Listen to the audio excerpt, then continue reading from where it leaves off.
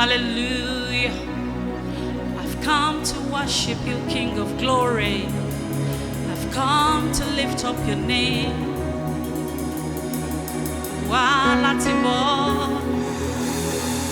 Join me, let us worship. Hallelujah. Abba Father, here to worship you. I'm here to give you praise. Just to honor you, just to worship you.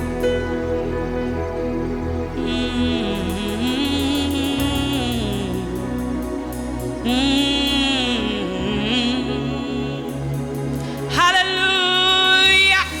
I worship you, Lord.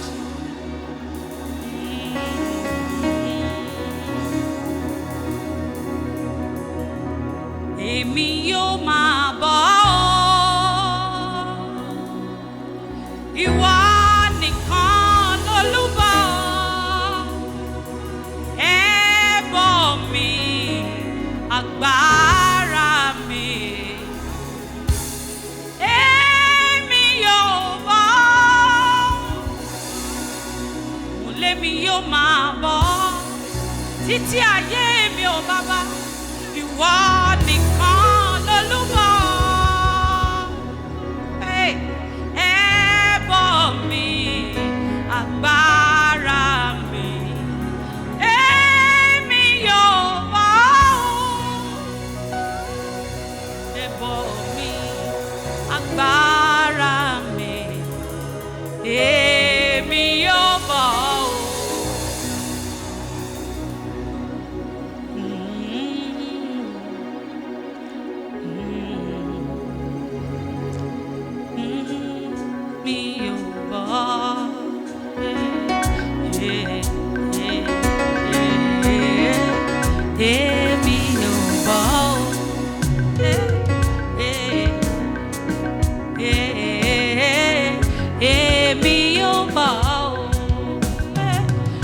Èmi yóò máa bọ̀ ìwọ nìkan lolúbọ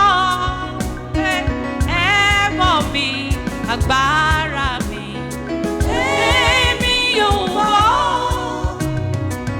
ẹbọ mi agbára mi èmi yóò bọ̀ èmi yóò máa bọ̀ ìwọ nìkan lolúbọ ẹbọ mi agbára mi èmi yóò bọ̀ agbára ńlá tí mo fi ń ṣayé èmi yóò bọ̀ agbára ńlá tí mo fi ń ṣayé orúkọ Jésù ilé ìṣọ́ agbára ni olódodo sáwọ̀ bẹ̀ ó sì rí iye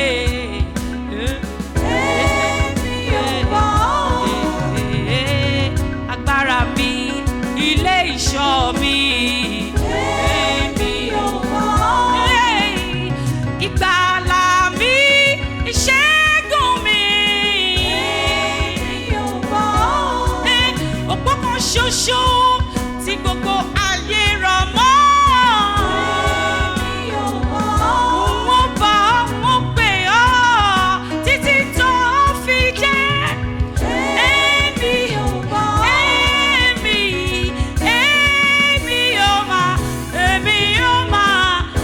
èmi yóò máa agbára mi ìṣẹ́gun mi.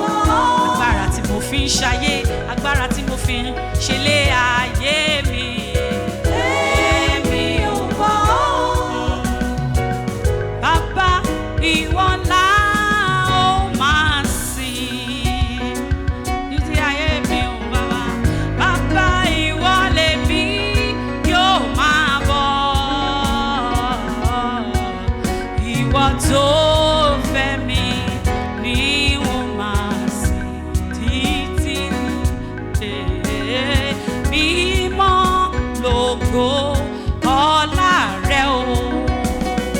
Bàbá ìwọ ni.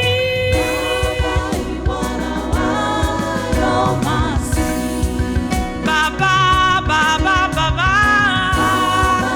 ìwọ ni o, ìwọ ni olúbọ tìrìbọ ẹbọ ńlá ìwọ tó.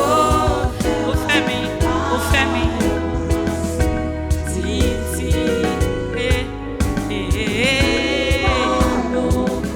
lógo ọlá rẹ. Bàbá ìwọ ni o.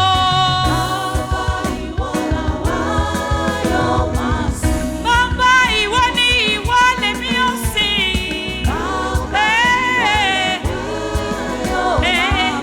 Ìwọ ni, ìwọ nìkan. Sìn ọ́ títí ayé.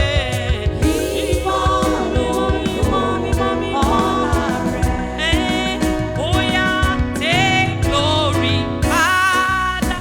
Hey, take glory, Son. Hey, take glory, ẹ̀mí mímọ́. It belongs to you. Take glory, Lord. Thou tìrẹ ni bàbá. Gbogbo ọpẹ́, gbogbo ìyìn tí mo wá rí. Tìrẹ ni, tìrẹ ni. Take glory. Take it, Lord. It belongs to you. It belongs to you. Take it, Lord. Take it, Lord. All of the glory, all of the honor, all of the adoration. It belongs to you. It belongs to you. Ìwọ ni o, ìwọ la ó máa bọ̀. Èmi ò bọ̀. Ìwọ ni bàbá, ìwọ lèmi yóò máa sìn. Èmi ò bọ̀.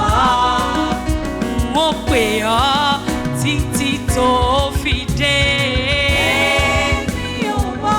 Hey, mo sìn ọ́ títí ayé mi o.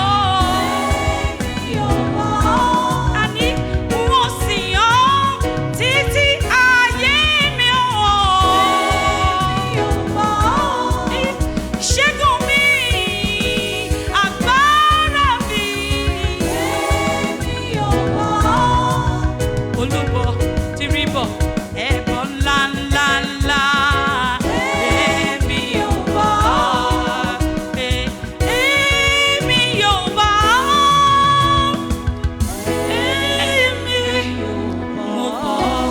Mo bọ̀ títí ayé mi. Lèmi ó máa bọ̀. Hallelujah.